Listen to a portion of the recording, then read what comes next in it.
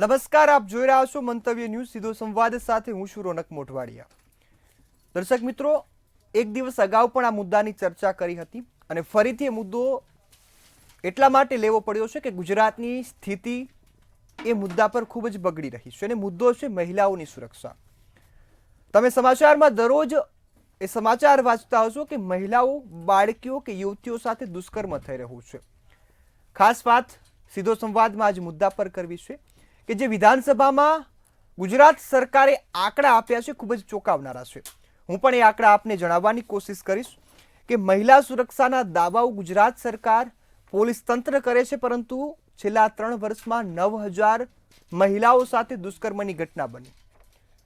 એ ચોંકાવનારી વાત છે, કારણ કે મહિલાઓની સુરક્ષાને લઈ મોટા મોટા દાવાઓ એક તરફ થઈ રહ્યા છે, પરંતુ અહીં જે 9000 મહિલાઓ સાથે આ પ્રકારનું કૃત્ય થયું છે તેના પરથી આપણે એ તાગ મેળવી શકીએ કે મહિલાઓ સુરક્ષિત નથી।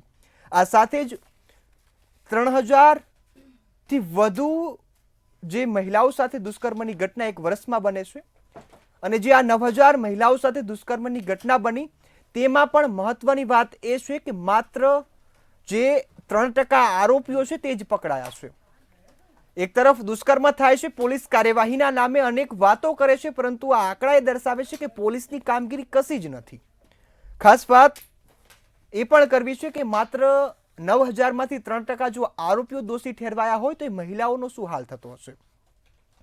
જૂન 2022 થી મે 2025 સુધીમાં ગ્રામીણ વિસ્તારમાં 60% દુષ્કર્મની ઘટનાઓ સામે આવી, એટલે કે 5330 મહિલાઓ સાથે આ પ્રકારની ઘટના બની। જ્યારે જો શહેરી વિસ્તારની વાત કરીએ તો 40% ઘટનાઓ શહેરી વિસ્તારમાંથી સામે આવી, કે જેમાં 3519 મહિલાઓ સાથે દુષ્કર્મ ગુજારવામાં આવ્યું।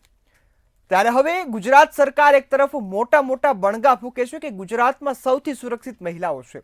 જે આંકડા સામે આવ્યા, ગુજરાત સરકારના આંકડા છે, હું નથી દાવો કરતો કે કોઈ બીજો વ્યક્તિ નથી કરતો, આ આંકડા ગુજરાત સરકારના છે ને એ દર્શાવે છે કે ગુજરાતમાં મહિલાઓ સુરક્ષિત નથી। આજે હું સંપૂર્ણ એ વાત પર ચર્ચા કરવી છે કે કેમ માત્ર બેટી બચાવોની વાતો થાય છે, પછી બેટીની સુરક્ષા માટે કંઈ નથી થતું। એ બેટીની સુરક્ષાની જવાબદારી કોની હોય છે? એ આરોપીઓ કેમ રૂઢા ગુનેગાર બને છે? દરરોજ સરેરાશ જો વાત કરવામાં આવે તો 8 જેટલી મહિલાઓ સાથે ગુજરાતમાં દુષ્કર્મ થઈ રહ્યો છે। દરરોજની આ 8 ઘટનાઓ એ દરરોજના 8 પરિવારો વિખેરાતા હોય છે। એ પરિવાર 2-3 પેઢી સુધી એ આઘાતમાંથી નથી નીકળતા કે બાળકી સાથે, એ મહિલા સાથે દુષ્કર્મ થયું। મહત્વની વાત એ છે કે ગુજરાત સરકાર, પોલીસ તંત્ર નવરાત્રી આવે ત્યારે ગૃહ રાજ્યમંત્રી પણ એ નિવેદન આપતા હોય કે ગુજરાતમાં મહિલાઓ સુરક્ષિત છે, ગુજરાતમાં મહિલાઓ 2 વાગ્યે રાતે પણ બહાર નીકળી શકે છે, પરંતુ ગૃહ રાજ્યમંત્રીને આ નિવેદન આપતા પહેલા આંકડા પર ખાસ નજર કરવી જોઈએ કે જો છેલ્લા 3 વર્ષમાં આ પ્રકારની સ્થિતિ જોવા મળી કે 9000 મહિલાઓ સાથે દુષ્કર્મ થયું છે, તો એ મહિલાઓની માનસિક સ્થિતિ શું થઈ હશે? ત્યારે હવે આજ મુદ્દા પર આજે કરીશું સીધો સંવાદ કે એક તરફ બેટી બચાવોના દાવા, પરંતુ બેટી બચાવો પછી શું?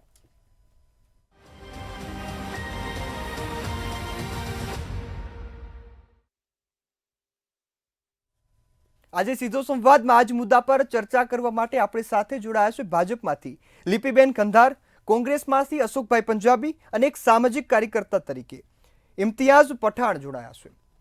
આપ ત્રણેય મહાનુભાવોનું મંતવ્ય ન્યૂઝ પર સ્વાગત છે। લિપિબેન, હું આપની પાસેથી શરૂઆત કરવા માંગીશ। આપ એક મહિલા છો, મહિલાનું દર્દ સમજતા હશો, પરંતુ જે પ્રકારની સ્થિતિ ગુજરાતમાં છે તે ભગવાન ન કરે કે બીજા કોઈ રાજ્યમાં થાય। એક તરફ સરકાર વાતો કરે છે કે ગુજરાતમાં ક્રાઇમ રેટ બહુ જ ઓછો છે, પરંતુ વિધાનસભાના આંકડા દર્શાવે છે કે છેલ્લા 3 વર્ષની અંદર 9000 મહિલાઓ સાથે દુષ્કર્મની ઘટના બની।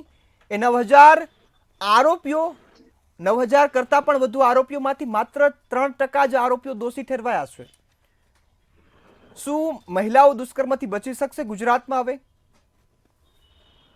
ચોક્કસથી એક રાજકીય પક્ષ તરીકે નહીં, પરંતુ મહિલા છું એટલે મહિલા તરીકે વાત કરીશ કે કોઈ પણ રાજ્ય હોય, દેશનું કોઈ પણ સ્થાન હોય, ગામ હોય, કોઈ પણ રાજ્યની મહિલા હોય, તો એ મહિલા સાથે કોઈ પણ પ્રકારનું દુષ્કર્મ થાય છે ને, તો ચોક્કસથી એ ખૂબ જ દુઃખની વાત છે સરકાર માટે, સમાજ માટે, આખા દેશ માટે, બધા માટે ખૂબ શરમજનક વાત કહેવાય કે મહિલાઓ સાથે જ્યારે આ 21મી સદીમાં આપણે જે આગળ વધી રહ્યા છે ને આવું કંઈ થાય તો એ કોઈ પણ જગ્યાએ થાય, ગુજરાત હોય કે કોઈ પણ બીજું રાજ્ય, મહિલા છે અને એનો કોઈ રાજકીય રંગ આપ્યાના બદલે એને એક એ રીતે જોવું જોઈએ કે સમાજમાં આ પ્રકારની સ્થિતિની નિર્માણ થયું છે તો એને સૌ સાથે મળીને સામાજિક સંસ્થાઓ હોય, સરકાર હોય, પોલીસ તંત્ર હોય, ન્યાયતંત્ર હોય, પક્ષ હોય, વિપક્ષ હોય, બધા સાથે મળીને કઈ રીતે મહિલાઓને એક એવો સમાજની રચના કરવી કે એ લોકો સલામત મહેસૂસ કરે. આપણે સૌ જાણીએ છીએ, સૌ કોઈ ગુજરાત સિવાય બીજા રાજ્યમાં ક્યાંક ને ક્યાંક પ્રવાસ કર્યો હશે કે દેશમાં ગુજરાત એ ચોક્કસથી એક સલામત રાજ્ય તરીકે આવે છે. આપણે એનસીઆરબીના પણ નેશનલ જે રિપોર્ટ જોઈએ એમાં પણ જે વસ્તી પ્રમાણે જે વિમેન અગેન્સ્ટ જે ક્રાઇમ છે સ્ત્રીઓના માટે, એના પણ આંકડાને બધું જોઈએ તો ગુજરાત બીજા રાજ્ય કરતાં ઘણું સલામત રાજ્ય છે. એ આપણે સૌ જાણીએ છીએ અને માનીએ છીએ. આપણે સૌએ જોયું છે કે રાતે 12 વાગે પણ આપણા ત્યાં દીકરી એકલા એના વાહન પર, વ્હીકલ પર, બધી જગ્યા પર ફરે છે, પોતાનું કામ કરતી હોય, વિદ્યાર્થી હોય, જે પણ પ્રકારે. હું મહિલા છું એટલે કહું છું કે હું પોતે પણ ગુજરાતમાં એકલા રાતે બહાર નીકળતા મને ડર નથી લાગતો. એટલા માટે નહીં કે હું રાજકીય પક્ષથી છું એટલે કહું છું, હું સાચી પરિસ્થિતિ કહીશ. પરંતુ ક્યાંય ને ક્યાંય આજના જે તમે આંકડાની વાત કરી એમાં હું ચોક્કસથી એવું કહેવા માંગીશ કે જો પોલીસ અને ન્યાયતંત્ર અને પોલીસ તંત્ર એનું ખૂબ સારું કામ કરે જ છે. ગુનાઓને કઈ રીતે ફાસ્ટ ટ્રેકમાં, જે આપણે ગુજરાતમાં જોઈએ તો ફાસ્ટ ટ્રેકમાં કઈ રીતે કોર્ટમાં તરત એને સજા મળવી. આપણે જોઈએ તો અમરેલી છે, વડોદરા છે, આ બધાને તમે જોશો કે એક જ દિવસમાં 7 ગુનેગારોને મળે. પણ હું મહિલા તરીકે માનું છું કે હજી આપણે આને વધારે સુરક્ષિત કઈ રીતે બનાવી શકીએ. સહમત છું, પરંતુ તમે સજાની વાત કરો તો આંકડા પણ સાંભળવા પડે. આંકડા સાથે જ હું કહું છું કે આજે 3% તમે વાત કરો છો, હજી કઈ રીતે આ ફાસ્ટ ટ્રેક કોર્ટમાં હજી કઈ રીતે અસરકારક કામ કરીને વધુમાં વધુ આરોપીઓને કઈ રીતે સજા મળે અને એવા દાખલા આપણે બેસાડીએ કે આવી ઘટનાઓ બનતા જ આરોપીઓ કે જે આવા અસામાજિક તત્વો છે એ ડરે પોલીસ તંત્રથી, ન્યાય તંત્રથી કે આવું કોઈ કામ ના કરે. ચોક્કસથી ખાસ વાત સજાની છે તો હું આપને એક આંકડો પણ એ જણાવવા માંગીશ કે જે જોઈને તમને આશ્ચર્ય થશે. 2018 થી લઈને 2022 સુધી 5 વર્ષમાં 3816 આરોપીઓને ઝડપી પાડવામાં આવ્યા. તમે વિચાર કરશો કે આ આરોપીઓને ઝડપી પાડ્યા તો તેમની સામે સજા ચોક્કસ થઈ હશે, પરંતુ એમાંથી કેટલા આરોપીઓ દોષી ઠેરવાયાનો આંકડો આપું તો માત્ર 97 આરોપીઓ. 4000 જેવો આંકડો છે, તેમાંથી માત્ર 100 વ્યક્તિઓ જ દોષી ઠેરવાયા છે, બીજાને છોડી મૂકવામાં આવ્યા. તો લિપિબેન, આ પણ વાસ્તવિકતા છે. અશોકભાઈ, હું આપની પાસે આવવા માંગીશ. જે પ્રકારે લિપિબેને વાસ્તવિકતા થોડા અંશે સ્વીકારી, પરંતુ હજી પૂર્ણ રીતે સ્વીકાર નથી કર્યો. હું વિપક્ષ પાસે નહીં, પરંતુ એક વ્યક્તિ તરીકે હું આપની પાસે આવવા માંગીશ અને એક ખાસ એ વાત જાણવા માંગીશ કે જો 9000 મહિલાઓ સાથે આ પ્રકારનું કૃત્ય થાય તો ચલાવી ન લેવાય. અને જે ક્રાઇમ રેટની વાતો થાય છે કે ઘટે છે, પરંતુ આ દ્રશ્યો દર્શાવે છે કે નથી ઘટતો. આપ કઈ રીતે જોઈ રહ્યા છો? બિલકુલ, આ બહુ દુઃખદ, આઘાતજનક અને ચિંતાજનક આંકડાઓ છે જે લોકસભામાં પણ પ્રસ્તુત કરવામાં આવ્યા છે કેન્દ્ર સરકાર દ્વારા અને રાજ્ય સરકાર દ્વારા પણ. આ વિધાનસભા, ધારાસભાના આંકડા છે. મને ખબર છે કે તમારા આંકડા નથી, કોઈ વ્યક્તિના આંકડા નથી.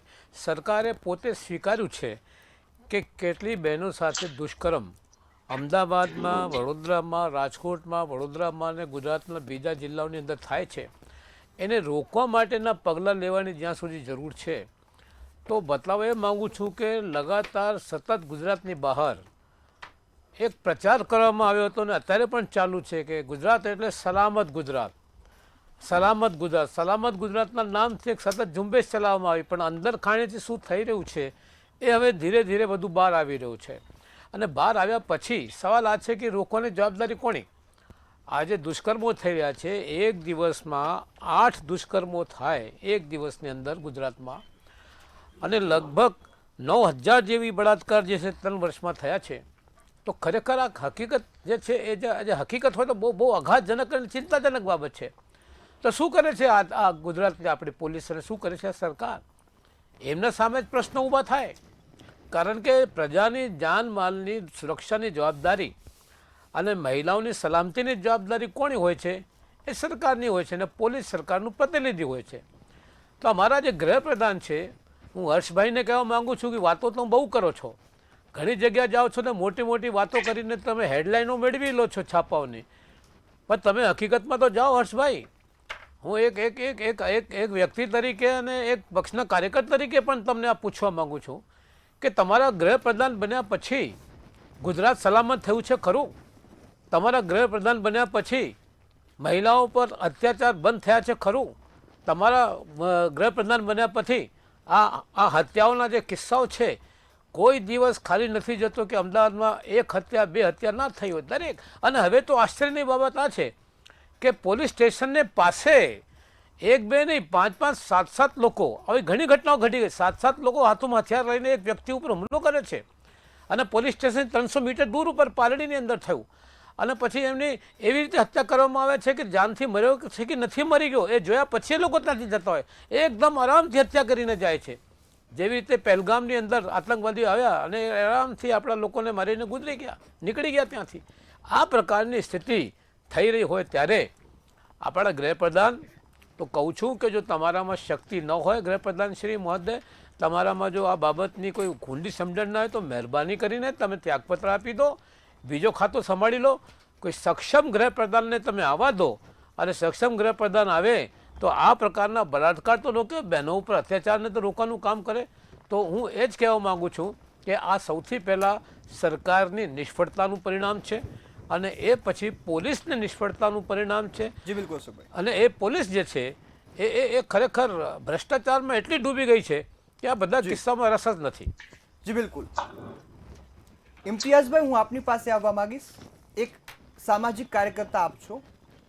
જે ઘટનાઓ બને છે એ એક સામાજિક કાર્યકર્તા સાથે તમામ સામાન્ય નાગરિકો માટે અત્યારે એ એક ખૂબ મોટું દુઃખ ગણાવી શકાય કે જો છેલ્લા 3 વર્ષમાં 9000 મહિલાઓ સાથે આવું કૃત્ય થયું હોય ને સરકાર હજુ પણ એ વાતો કરતી હોય કે આરોપીઓને અમે પકડી પાડ્યા છે, આરોપીઓને સજા કરાવી છે, તો એ સરકારના જ આંકડા હું અત્યારે આપની પાસે સમક્ષ રજૂ કરી રહ્યો છું કે સરકારના આંકડા બોલે છે કે તમામ આરોપીઓને સજા થતી નથી, તમામ મહિલાઓને ન્યાય નથી મળતો. એક સામાજિક કાર્યકર્તા તરીકે આ મુદ્દાને કઈ રીતે જોઈ રહ્યા છો ને એ આરોપીઓ સામે શું કાર્યવાહી થવી જોઈએ ને સરકારે કયા પ્રકારે જાગવાની જરૂર છે? આ ઘટનામાં અમુક પરિબળો જવાબદાર છે. આમાં પેલા પ્રથમ તો સરકારના જે આંકડા છે, એનસીઆરબી ના ડેટા મુજબ 9000 જેટલા એટલે કે 8849 જેટલા દુષ્કર્મના કેસ છેલ્લા 3 વર્ષમાં નોંધાણા અને ત્યારબાદ એ કેસની અંદરથી અત્યાર સુધીમાં 3783 જેટલા આરોપીઓની ધરપકડ કરવામાં આવી અને એની સામે ચાર્જશીટ રજૂ કરવામાં આવ્યું અને એમાં આંકડાઓ એ કહે છે કે 97 જેટલા કેસની અંદર દોષી ઠર્યા. તો આ જે આંકડો છે 9000 માંથી 97 એટલે 1% જેવો થયો. હવે સબ સલામત છે એવું ગુજરાતની સરકાર દાવો કરે છે અને વિપક્ષ છે એ રાજીનામાની માંગ કરે છે, પણ આ બંને પરિસ્થિતિઓની વચ્ચે આપણે લોકોને સમજવાનું એ છે કે આમાં ક્યાંક ને ક્યાંક જવાબદાર નાગરિકોની પણ જવાબદારી છે, પોલીસની પણ એટલી જવાબદારી છે અને ન્યાયતંત્રની પણ એટલી જવાબદારી છે. ઘટનાઓ જે ઘટી રહી છે એને અંકુશમાં લાવવા માટે જો સમાનતાથી કામ થશે, જે જાગૃત નાગરિકો છે એ ક્યાંક ને ક્યાંક સ્ત્રીઓને ડર, ઇજ્જતનો, આબરૂનો, સામાજિક જે પ્રતિષ્ઠા છે એનો જે ડર બતાવી અને એ ફરિયાદ કરવા માટે જે રોકે છે, તો અહીંયા એમની ભૂલ છે. પોલીસ તંત્ર છે યોગ્ય પુરાવાઓ જે તે સમયે ડીએનએ ટેસ્ટ છે, સીસીટીવી છે, મેડિકલ રિપોર્ટ છે, આની અંદર કોઈ પણ પ્રકારની જો ઢીલાશ ન રાખે અને વ્યવસ્થિત રીતે જો તપાસ કરવામાં આવે તો પોલીસ તંત્ર પણ પોતાનું કામ બખૂબી નિભાવી શકે અને ન્યાય તંત્ર પણ અત્યારે હજારો કેસો પેન્ડિંગ છે, એમની ઉપર કામનું જે ભારણ છે એની અંદર જે આ પ્રકારની મહિલાઓ સાથેના ખાસ કરીને જે કેસો છે એની અંદર ન્યાય અપાવવા માટે ફાસ્ટ ટ્રેક કોર્ટોનો વધારો કરવાની જરૂર છે. સાથે સાથે એક બહુ મહત્વની વાત છે આની અંદર કે જે પડદા પાછળની વાત કહી શકીએ. અનેક મામલાઓની અંદર જ્યારે પોલીસને એવું લાગે છે કે ભાઈ આ તો પ્રેમ પ્રકરણ છે અથવા આ છે અથવા તો તેમ છે અથવા તપાસ કરીને કરશું, ત્યારે અરજી રમવાનું જે નાટક થઈ રહ્યું છે એમાં પણ આ જો યોગ્ય રીતે જો આ ફરિયાદો નોંધવામાં આવે તો આ આંકડો એવો આવી શકે કે જે આપણી કલ્પનાની બહારનો છે. હકીકતે શું થાય છે કે પીડિતા કોઈ બનાવ બને ને કોઈ એમની પાસે કદાચ આવે છે પોલીસ પાસે, તો યા તો એને અરજી લેવામાં આવે, અરજી લીધા પછી એમ કે ભાઈ આમાં તો કઈ થશે નહીં, આવું બધું જો કદાચ કહેવામાં આવે અને એફઆઈઆર ન થાય, માનો કે તમારો તો 2 વર્ષ પહેલાનો બનાવ છે, હવે આની અંદર આ રીતે થશે, તો આમાં ક્યાંક ને ક્યાંક પોલીસ પણ એટલી જવાબદાર છે. આ જે ગુનાઓને અંદર જે સજા નથી થતી એની અંદર ન્યાયતંત્ર અને જવાબદાર નાગરિકો પણ એટલા જવાબદાર છે મારી દ્રષ્ટિએ. સ્ત્રીઓની સમાનતા માટે સર્વપ્રથમ તો સમાજના તમામ નાગરિકે જવાબદારી પૂર્વક સ્ત્રીઓની સમાનતા, એની ઇજ્જત, એની આબરૂ અને એને વિશેષ સન્માન ન્યાય મળે એ માટે કાર્ય કરવું પડશે. અને સરકારે પણ આ બાબતને બહુ ગંભીરતાથી લેવી પડશે કે આ જે વિકસિત ભારત દેશનું વિકાસ મોડલ જે અન્ય વિશ્વ લેવલે જે બતાવવાની વાત છે ને એની અંદર મુખ્ય ગુજરાતનું વિકાસ મોડલ બતાવવામાં આવી રહ્યું છે કે જ્યાં બધું સલામત છે. આ એ ચાળી ખાય છે. અને આ તો રોનકભાઈ પાસેરીની પેલી પોણી સમાન ઘટના છે. આ બનાવો જે છે, આ આંકડાઓ છે, વાસ્તવિક આંકડાઓ જે આપણે લઈએ, આ તો એનસીઆરબી ના આંકડાઓ છે ને એનો ડેટા છે ને એને આપ્યો છે. વાસ્તવિકતા ખરેખર જો જોવી હોય તો એક દિવસ દેશના ગુજરાતના તમામ નાગરિકોએ પોલીસ સ્ટેશને જઈને એક દિવસ પૂરા દિવસ બેસવું જોઈએ કે ત્યાં આવે છે જે લોકો, એમની સાથે કઈ પ્રકારનું વર્તન થાય છે, ત્યાં જે ફરિયાદ નોંધાવવા આવે છે એમની સાથે કઈ પ્રકારનો જે વાણી વિલાપ થાય છે અથવા એમને કઈ પ્રકારનો સહકાર આપવામાં આવે છે, તો આની સાચી હકીકત બહાર આવશે. લિપિબેન, હું આપની પાસે આવવા માંગીશ. રાજ્ય સરકાર, ગૃહ રાજ્યમંત્રીના સુરક્ષિત ગુજરાતના દાવા કયા આધાર પર થાય છે? ચોક્કસથી પહેલાં ઘણી બધી વાત જે સામાજિક ભાઈ છે એમણે કરી, કોંગ્રેસના ભાઈ છે એમણે કરી. હું ચોક્કસથી અમુક મુદ્દાઓ અહીંયા કહેવા માંગીશ કે જે આપણે આંકડાઓ જોઈએ છે, જે ચાર્જશીટ ફાઇલ થઈ છે, પહેલાં તો એના આધારે જોવાનું હોય. જે ફાઇલ નથી થઈ એના કરતાં, અને એના પ્રમાણે તમે જે આંકડાઓની વાત કરો છો તો એના પછી પોલીસે જે કાર્ય કરવાનું છે, જે પોલીસ તંત્ર અને આરોપીનું, એ કાર્ય પછી એ ન્યાયતંત્રની જ્યાં વાત આવે છે, એ ન્યાયતંત્રના એની વાત આવે છે ને એમાં સ્ટેપ બાય સ્ટેપ જે પદ્ધતિસર કાયદાની હેઠળ જે થતું હોય એ પ્રમાણે થાય છે. ને છતાં પણ અમુક એવા ગુના છે જે ફાસ્ટ ટ્રેકમાં ચાલે છે. જેમ કે એવા પણ દાખલા છે કે એક જ દિવસમાં 7 આરોપીઓને ગુજરાતમાં જુદા જુદા બળાત્કારના કેસમાં એમને લાઈફ ઇમ્પ્રિઝનમેન્ટની સજા મળેલી છે. એટલે આપણે જો આંકડાઓની વાત કરતા હતા, પરંતુ ન્યાયતંત્રની એક પ્રક્રિયા છે, એ લોકોની એક ફિલોસોફી પણ છે કે કોઈ પણ ગુનેગારને સજા આપવામાં કોઈ બે ગુનાને સજા ના થાય. એટલે એની જે પદ્ધતિ છે એ ફોલો કરવાનો. અને ચોક્કસથી જે ભાઈએ કીધું સાચી વાત છે કે ક્યાંક ને ક્યાંક આપણા દેશમાં ન્યાયતંત્રની પ્રક્રિયાને કઈ રીતે આપણે હજુ ઝડપી ન્યાય આપી શકીએ એવી બનાવીએ, ચોક્કસથી એની જરૂર છે. સરકાર એના પર કાર્યરત છે, સૌ એના પર કાર્યરત થાય એની જરૂર છે. પરંતુ આ ચોક્કસ એ ન્યાયતંત્રની પદ્ધતિ છે. બીજું હું કહેવા માંગીશ કે જે સ્માર્ટ સર્વેલન્સ છે, કેટલા બધા સીસીટીવી છે, આપણે જોઈએ ને તો શહેરી જે છે લગભગ 40% જે કેસીસ હોય શહેર વિસ્તારમાં બનતા હોય, સીસીટીવી જે કેમેરા છે, ડિજિટલાઇઝેશન છે, સ્માર્ટ જે વોચ છે, એ બધું આવી ગયું છે. તો તમે જુઓ તો ઘણા પ્રકારે એ સુરક્ષિત એરિયાઓ છે. મહિલાઓ માટે તમે જુઓ કે હેલ્પલાઇન નંબર છે, તરત જ તમને મદદ મળી શકે છે, ક્યાંય પણ તમે હો તો એનો ઉપયોગ કરી શકે છે. શી ટીમ તમે જુઓ તો કાર્યરત હોય છે. તો એવા ઘણા પગલાં છે જે પોલીસ તંત્રએ લીધા છે. તમે જોશો ભાઈ હંમેશા મિનિસ્ટરની કે કોઈની વાત કરે છે કે એને રાજીનામું આપવું જોઈએ, આ જોઈએ, પરંતુ એવા દાખલાએ બેસાડે છે કે આરોપીઓને પકડીને એની હાલત, આજે તમે હમણાં વાત કરી કે આવી રીતે રોડ ઉપર જે કરે છે, પરંતુ એ આરોપીઓનો બીજા ત્રીજા ચોથા દિવસે પોલીસ શું હાલ કરે છે એ આપણે જોઈએ છે. એટલે પોલીસ એમ ઝીરો ટોલરન્સ છે. મહિલા પર કોઈ પણ પ્રકારના દુષ્કર્મમાં ઝીરો ટોલરન્સ પોલિસી રાજ્યની અને દેશની છે, અને પોલીસ કાર્યરત છે. પોલીસે આરોપીઓને તરત જ પકડી પાડે છે. પરંતુ જે આ આંકડાઓની આપણે વાત કરીએ છીએ એ ન્યાયતંત્રમાં ક્યાંક ને ક્યાંક એ પદ્ધતિસર છે, અને ચોક્કસથી આપણે ઝડપથી બનાવો. બીજું એક જ વાતની હું જવાબ આપવા માંગીશ કે જે પહેલગામની વાત કરી તો એ પણ હું કહેવા માંગીશ કે એવો જવાબ જે પહેલાની સરકાર જે કોંગ્રેસ કરતી હતી કે ચિઠ્ઠી લખીને મોકલે ને યુએનને કહે કે અમારા દેશ પર આ થયું, સીધું મહિલાઓના સિંદૂરનો જવાબ ઓપરેશન સિંદૂરથી આપણા દેશની સરકારે આપ્યો છે. અને બતાવે છે કે ઝીરો ટોલરન્સ કોઈ પણ પ્રકારના આ જે ટેરરિઝમ છે કે મહિલાઓ પરનો કોઈ પણ પ્રકારના દુષ્કર્મ હોય, ઝીરો ટોલરન્સ પોલિસી છે. સરકારની જવાબદારી છે મહિલાઓની સુરક્ષા, સરકારે પૂરી જવાબદારી ઉપાડે છે, પોલીસ તંત્ર કાર્યરત છે. છતાં ક્યાંય ને ક્યાંય તંત્રમાં, ન્યાયતંત્રમાં હજી વધારે કઈ રીતે ઝડપથી આપણે ન્યાય આપી શકીએ એના ઉપર ચોક્કસથી કામ થશે. જી બિલકુલ લિપિબેન, આપની વાત સાંભળવામાં ખૂબ સરસ લાગે. હું નથી વિપક્ષનો પક્ષ લેતો કે નથી સત્તા પક્ષનું, હું માત્ર અહીં જનતાની વાત રજૂ કરું છું. એ જનતા પાસે સાચી માહિતી પહોંચાડવાનો ચોક્કસથી હું પણ એક મહિલા તરીકે જ વાત કરું છું કે કોઈ પણ દીકરી બેન કોઈ પણ રાજ્ય હોય, ફક્ત ગુજરાત રાજ્યની ક્યાંય પણ આ આંકડા આનાથી ઓછા હોય કે વધારે, હું તો કહું છું કોઈ દીકરી સાથે આવો બનાવ ના બનવો જોઈએ. બન્યો હોય તો તરત એને ન્યાય મળવો જોઈએ. જી અશોકભાઈ, હું આપની પાસે આવવા માંગીશ. મહિલા સુરક્ષાની વાતો સાંભળવામાં ખૂબ સરસ લાગે, અને જો તેનું પાલન થાય તો રાજ્યમાં કાયદો અને વ્યવસ્થાની સ્થિતિ પણ સુધરે, એ મહિલાઓ પણ સુરક્ષિત થાય. પરંતુ પાલન નથી થતું. વરઘોડાની વાત થતી હોય તો પોલીસ કાનમાં કે અને આરોપી લંગડાતો ચાલે. આ ઉદાહરણ પણ આપણે આજ ગુજરાતમાં જોયું છે. આરોપીઓનો વરઘોડો મોટા પ્રમાણમાં નીકળે છે. દરરોજ નવી નવી રીલો સામે આવે. એ વરઘોડા કેટલા સત્ય હશે એ કદાચ હવે પોલીસ કર્મીઓ જાણે. આપ એ મુદ્દાને કઈ રીતે જોઈ રહ્યા છો કે મહિલા સુરક્ષાની વાતો પરંતુ માત્ર કાગળ પર? સત્ય છે, સત્યને તમે બદલી ન શકો. ઝીરો ટોલરન્સની માલા જપવાથી આ સક્ષમતા ઊભી થતી નથી. જો સક્ષમતા પોલીસ ડિપાર્ટમેન્ટમાં ઊભી કરવામાં આવે તો એની સૌથી પહેલી જવાબદારી ઉપરથી થાય છે ને ઉપરથી પછી નીચે જાય છે. જો સરકાર શક્તિશાળી હોય ને સરકાર જો મજબૂત હોય તો નીચેના ડિપાર્ટમેન્ટ ખાતાઓ પણ એ પ્રમાણે કામ કરતા હોય છે. શાનું ઝીરો ટોલરન્સ છે? તમે વિચાર કરો કે લોકસભામાં જે આંકડા આપવામાં આવ્યા છે એ આંકડાની અંદર જે લોકો દુષ્કર્મમાં પકડાયા છે પોલીસ દ્વારા અને એની સામે જે કેસો થયા છે ન્યાયતંત્રમાં, અમારી ભાજપની બેન ન્યાયતંત્રની વાત કરતા હતા, પણ ન્યાયતંત્રમાં કેસ રજૂ કોણ કરે છે?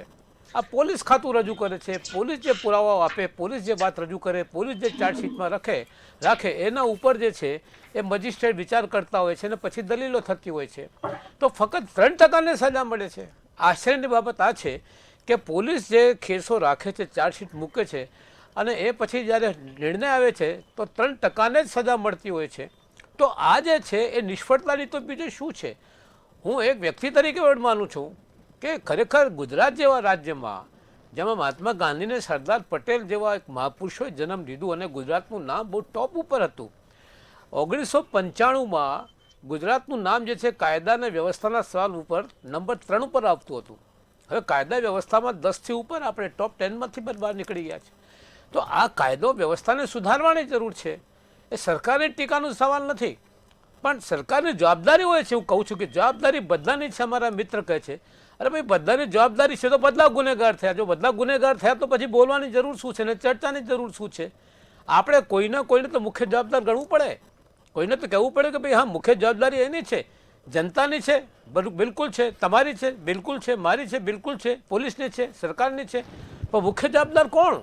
એ તો આપણે નક્કી કરવું પડે કે મુખ્ય જવાબદારી કોની છે. તો એમાં હું સ્પષ્ટ રીતે માનું છું કે પોલીસ ખાતામાં જે ભ્રષ્ટાચાર છે એ ભ્રષ્ટાચાર દૂર કરવા જો સરકાર પગલાં ભરે અને પોલીસમાં તમે ફરિયાદ કરવા જાઓ તો ફરિયાદીની ફરિયાદ તો લઈ લે, પણ ફરિયાદનું અમલ કરવા માટે જ્યાં સુધી કશું થાય નહીં તો એનું ફરિયાદનું અમલ થતું નથી. અને સામેવાળા ફરીથી આવીશ. હા ઇમ્તિયાઝભાઈ, હું આપની પાસે આવવા માંગીશ. આપ સામાજિક કાર્યકર્તા તરીકે દિવસમાં અનેક લોકોને મળતા હશો, સમાચાર આપ વાંચતા હશો, તો દરરોજની 8 બળાત્કારની ઘટનાઓ એ ગુજરાત જેવડા રાજ્યમાં ખૂબ મોટું પ્રમાણ કહેવાય. બળાત્કાર નહીં, બીજા ગુનાઓ પણ એટલા જ વધ્યા છે. આંકડા 2022-23ના છે કે જેમાં 2,25,000 ગુના હતા. મુખ્ય 8 ગુના ચોરી, બળાત્કાર, લૂંટફાટ, છેતરપિંડી, આ મુખ્ય 8 ગુના 2.5 લાખ હતા. એ વધી ગયા છે હવે અને 2,30,000 સુધી પહોંચી ગયા. તમામ ગુના વધી રહ્યા છે. ને બળાત્કારની વાત હોય તો એ 9,000નો આંકડો ગુજરાત માટે 3 વર્ષમાં એ ખૂબ જ ચિંતાજનક છે. એક સામાજિક કાર્યકર્તા તરીકે એ પોલીસ તંત્રમાં શું બદલાવ લાવવાની જરૂર છે કે જે સામાન્ય જનતાને ન્યાય મળે? બેને વાત કરી કે આરોપીઓને પકડી અને પોલીસ એમની શું હાલત કરતી હોય છે એ આપણે જોતા હોઈએ છીએ. એટલે મારું કહેવાનું એવું છે સરકારના જે પ્રતિનિધિ છે એમને કે ખાલી વડઘોડા કરી આનો નિકાલ નહીં આવે. આ વડઘોડા કાઢી અને એની અંદર ઘણા વડઘોડાની અંદર પોલીસ કાનમાં કે પેલા આરોપી લંગડાતો ચાલે, ઘણા તો કાયદેસર રીતે અભિનય કરતા. એટલે આ મજાક નથી, આ મહિલાઓ સાથે બનેલી ઘટનાઓ છે ને એની પછીનું જે રિએક્શન આવવું જોઈએ એ હોવું છે. એટલે પોલીસ તંત્રની અંદર ફેરફારોમાં બસ એટલું જ કરવાની જરૂર છે કે મહિલાઓની સંખ્યા જ્યારે વધશે ત્યારે સ્ત્રીનું દર્દ સમજે અને ખરા અર્થની અંદર જ્યારે એ સ્ત્રી છે, ભલે પોલીસ છે પણ એ ઓફિસર છે, એ એક સ્ત્રી તરીકે સામે જે સ્ત્રી છે એની જે વાતને સમજી અને જો એ પ્રકારેની આની અંદર તપાસ થાય અને એ તપાસને મહિલાઓ સાથે બનતી ઘટનાઓની અંદર એ નંબર 1 પ્રાયોરિટી ઉપર રાખવામાં આવે. બીજા 8 ગુનાઓની અંદર 2.5 લાખ જેટલા ગુનાઓ નોંધાણા છે એ સત્ય હકીકત છે. અને આની પાછળનું કોઈ જો જવાબદાર કોઈ હોય ને તો હું જો કોઈને ગણું છું પોલીસ તંત્ર અને પોલીસ તંત્રને ચલાવનારા લોકો. એનું કારણ એ છે કે અશોકભાઈ કીધું ને કે ભ્રષ્ટાચારની પણ હવે એક સિસ્ટમ બનાવી નાખવામાં આવી છે, એની પણ એક રીત આપી દેવામાં આવી છે. પછી બીજું કે બને ત્યાં સુધી એફઆઈઆર નોંધવાની જ નહીં, આ આંકડાઓ ન આવે એટલા માટે. એટલે અરજી રમવાની જે પોલીસની જે પ્રક્રિયા છે, એ અરજીના કામે બોલાવવાના અને અરજીના કામે બેને પેલું કરવાનું, 151 કરીને પછી મૂકી દેવાના, બે અહીંયા સમાધાન કરી લે સામસામે બંને પક્ષો. એટલે આ જે છે એની અંદર ખરેખર જે સાચો ક્રાઇમ રેટ છે બહાર આવતો નથી. પોલીસ તંત્રની અંદર અત્યારે સારા અમલદારો, સારી જે યુવા પેઢી આવી છે એ ખરેખર કામ કરી રહી છે. આને પણ નકારી નહીં શકાય, સારું કામ થઈ રહ્યું છે. પોક્સોની અંદર છેલ્લો જે નિર્ભયા જે બનાવ બન્યો 2012 ની અંદર, ત્યાર પછી જે કાયદાની અંદર ફેરફાર આવ્યો ને ત્યાર પછી જે 20 વર્ષની સજાઓ જે આવી રહી છે, એમાં પણ ક્યાંક ને ક્યાંક ભયનો માહોલ છે, એને પણ નકારી નહીં શકાય. પણ વાસ્તવિકતા જે છે કે જે બનાવો બની રહ્યા છે એ બનાવો ક્યાંક ને ક્યાંક આજે સોશિયલ મીડિયાનો જે ભરપૂર ઉપયોગ, અશ્લીલતા છે એને જે જે પીરસાઈ રહી છે જે સોશિયલ મીડિયા ઉપર, એમાં ક્યાંક ને ક્યાંક સરકારની બે જવાબદારી જે એની ઉપર અંકુશ મૂકવામાં આવવું જોઈએ એ નથી મૂકવામાં આવ્યું. નાના બાળકો છે એ દરેકની પાસે જે મોબાઈલ ફોનથી લઈને અનેક માધ્યમોની અંદર ક્યાંક ને ક્યાંક આ પ્રકારની માનસિક વિકૃતા ઉત્પન્ન થાય, વિકારો ઉત્પન્ન થાય, એ પ્રકારના જે હોર્ડિંગ્સો, જે પિક્ચરો, જે રીલ્સો, આ બધું જે આવી રહ્યું છે, આની પાછળ જે યુવા વર્ગ છે અથવા તો આ પ્રકારના બનાવોમાં જે વિકૃત માનસિકતા ધરાવતા લોકો છે એને વધારો થતો જાય છે અને આ બનાવોમાં પણ વધારો થતો જાય છે. પોલીસે આની અંદર નક્કર કામગીરી કરવી જોઈએ. શા માટે ને 90 દિવસમાં ચાર્જશીટ, કેમ 9 દિવસમાં ચાર્જશીટ રજૂ ન થાય, કેમ એની અંદર પહેલી પ્રાયોરિટીમાં કામગીરી ન થાય, કઈ રીતે એ કેસ છે એને 5-5, 10-10 વર્ષ સુધી ચલાવવામાં આવે કે એક પીડિતા છે એ એક માનસિક રીતે એને ઘાવ બનેલો છે, લાગેલો છે, અને ત્યારબાદ એ 8-8, 10-10 વર્ષ સુધી કે 5-5, 7-7 વર્ષ સુધી કોર્ટના ધક્કા ખાઈ યા એની સાથે જે કઈ હું ચોક્કસ એવું કહેવા માંગીશ કે એના કારણે જ મહિલાઓ ઉપરના અત્યાચાર પર ફાસ્ટ ટ્રેક કોર્ટનું નિર્માણ પણ ગુજરાત રાજ્યમાં તમે જુઓ છો કેટલા બધા દાખલા. અને હું ચોક્કસથી એક વસ્તુ કહેવા માંગીશ કે પહેલાના પ્રમાણે આંકડા એટલે પણ વધારે છે કે મહિલાઓ હિંમતપૂર્વક ઘરની બહાર આવીને નોંધાવે છે પોલીસ સ્ટેશનમાં કે અમારી સાથે આ ગુનો બન્યો છે, મહિલા હિંમતપૂર્વક નોંધાવે છે. જી બિલકુલ, સમયની મર્યાદા છે એટલે કાર્યક્રમને અહીં સમાપ્ત કરવો પડશે. આપ સૌ અમારી સાથે જોડાયા અને આ મહત્વના મુદ્દા પર ચર્ચા કરી બદલ આપનો ખૂબ ખૂબ આભાર. ખાસ વાત મહિલાઓની હોય ત્યારે લડત તમામ નાગરિકોની જવાબદારી છે કે આપવી પડે. અમારો ફરજ છે કે ગુજરાતની મહિલાઓ સુરક્ષિત મહેસૂસ કરે, પોલીસ તંત્ર પોતાની જવાબદારી સારી રીતે નિભાવે અને સરકાર માત્ર દાવાઓની જગ્યાએ કામગીરી કરે. ત્યારે હાલ તો આ કાર્યક્રમને સમાપ્ત કરીએ છીએ, પરંતુ મહિલાઓ માટેની સુરક્ષાની લડાઈ અહીં સમાપ્ત નથી થતી. આગામી સમયમાં પણ અમે મહિલાઓની સુરક્ષા માટે તમામ પગલાં લેતા રહીશું અને એ પણ જે પણ અધિકારી હશે, સરકાર હશે, તેને પણ વાસ્તવિકતાના દર્શન કરાવતા રહીશું. હાલના મુદ્દામાં ફક્ત આટલું જ. ફરી મળીશું નવા વિષય સાથે. ત્યાં સુધી મને રજા આપશો. નમસ્કાર.